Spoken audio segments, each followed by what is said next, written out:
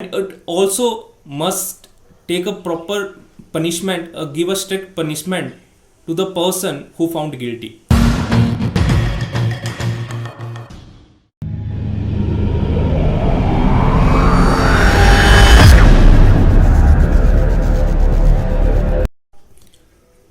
True democracy function only when there are free and fair election in the country.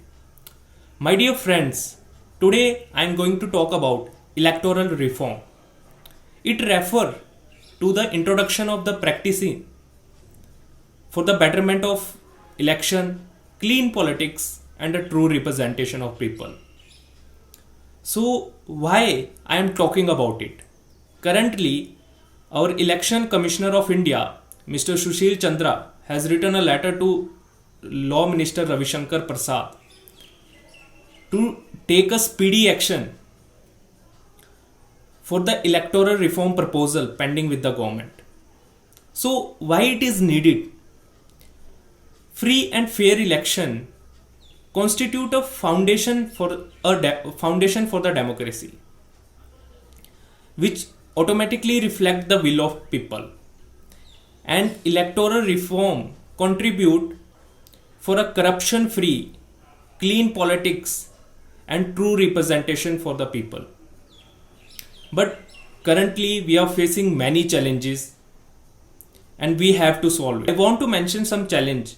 The first challenge we are facing is about the money power. There are many politicians who are spending a large amount of money during the election campaign, and they sometimes also bribe the people for the sake of the vote.